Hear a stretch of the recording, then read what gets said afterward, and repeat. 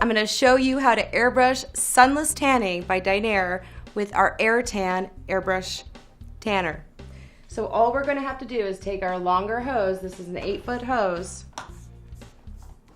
and attach it to the body airbrush. Now this airbrush actually has a cup which you can fill up with tanner and you can do more areas.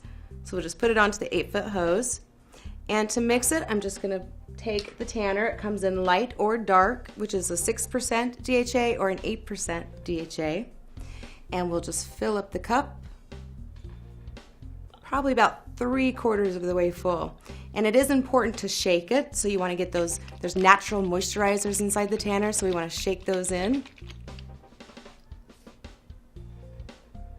And we'll just fill it 3/4 of the way full. Now this is the DHA, this is actually what tans you. Now also when you're working with this, it might be a good idea to use gloves. So I've got vinyl gloves in case anyone is allergic to latex, but you can use latex gloves as well.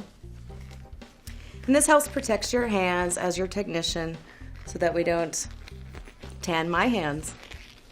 And if you're doing yourself at home, you don't necessarily really need the gloves because you'll have a sink right there. You can just wash them off right away. And what we're going to do is put the color guide in. So we have the DHA tanner filled up 3/4 of the way full, and we'll put about, I would say about 7 drops. And what we can do is just put the cap back on. Make sure it's tight, and we just mix like a tornado. You want to mix it? Sure. So we don't press it the same way as... Nope. And there's a little hole in the top, so you do want to be careful that we don't tip it over. Okay. Okay, I think that's mixed enough. And to test to make sure that the bronzer is dark enough, you just lightly mist it on a certain area, and we'll see what the color comes out to be. And if we need to add more bronzer, it's easy to add more bronzer, so we can always do that. Always spray in a tissue, then you know that your airbrush is spraying and we're ready to go. So I like to turn the compressor up to about 1 o'clock. And we can really start anywhere, but I'm just going to start probably somewhere in the middle, just to see where we're at. And you'll start to see the color. You see it? Mm-hmm. Now make sure that when you are doing those certain areas like the neck, that you don't bend up and down because that's going to create a crease wherever you lay the tanner down. So again, I'm just going to mist it. And you can wear a swimsuit. You know, Dinair also offers disposable boxers, briefs, and slippers. But look how fast this is. This beats going to the other tanning booth that we know about. So you want it glistening like a fish out of water. Just glistening, not sopping wet. And this is what people in Hollywood pay a lot of money for. How long does it last? This is going to last 7 to 10 days. And it processes within 5 hours. So after 5 hours, you can take a shower. And it's going to last you 7 to 10 days, that instant glow. And you can already start to see it really dries instantly, and there's literally no odor to this tanner. That's another great thing I love about it.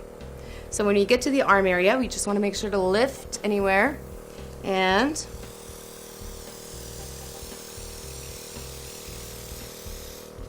again, 6 inches away.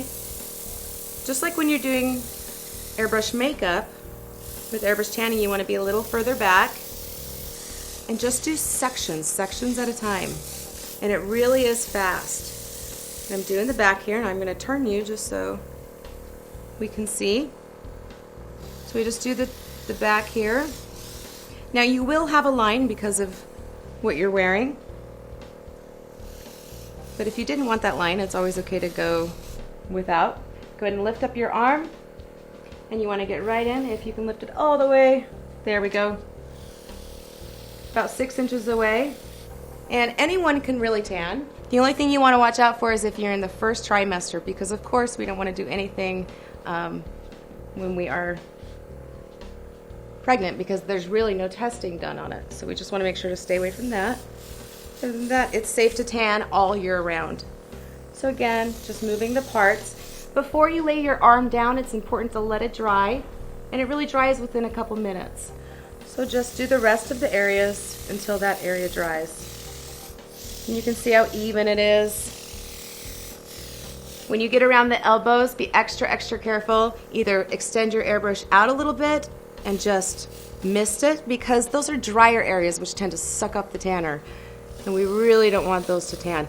Also, watch out for the palms of the hands. So if I'm doing the forearm, I definitely don't want to overspray and hit the palms of the hands, because those tend to tan in a very odd color. So we will never spray the palms of the hands. Just complete the arm, and I'm going to go ahead and do her forearm. Just like so. Now we can do the tops of the hands and the feet, that's fine. Just make sure, just make a little claw like that.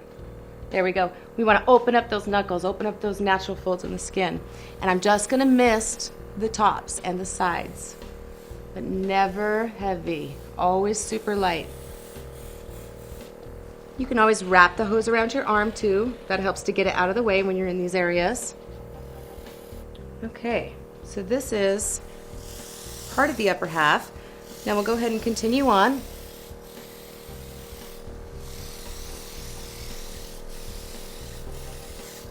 Someone told me once that beauty is never good unless it hurts. Does it hurt? No. Well, this is good still, so we're just going to keep on going.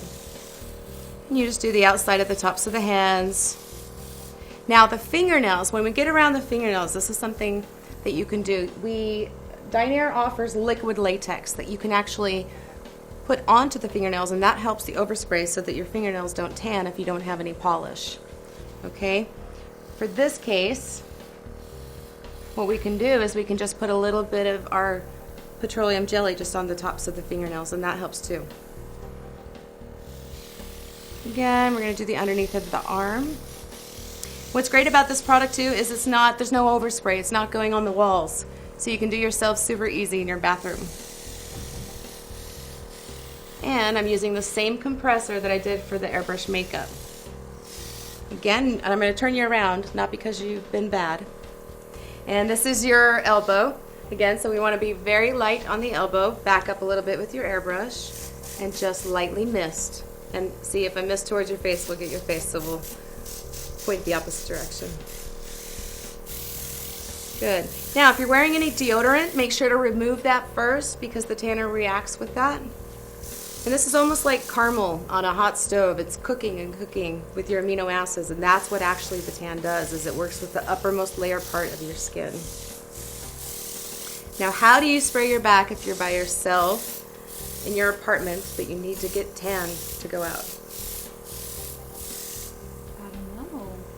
You don't have to be too flexible. You can always spray it and run under it. No, knock on your neighbor's door and have them spray your back for you. But it's pretty easy to do everything else with the airbrush. Just the back you might need a little extra help with when we get to that point. If you have dark hair, the tanner really won't affect it, so putting it up is not a huge priority. But if your hair is a lighter shade, make sure to put it back, because the tanner will leave a little bit of deposit on the blondes. The bronzer in this product really helps to make it even too, so that's another thing I love about it. And then because this area is not quite dry yet, I'm just going to lift her hair up, and then I'll turn her.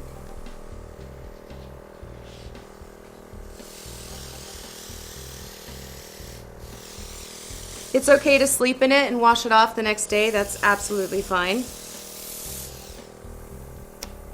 That's how you do an airbrush tan for the upper half of your body. I hope this helped you with your airbrush tanning, and remember, you can always choose light or dark tanner depending on your skin tone.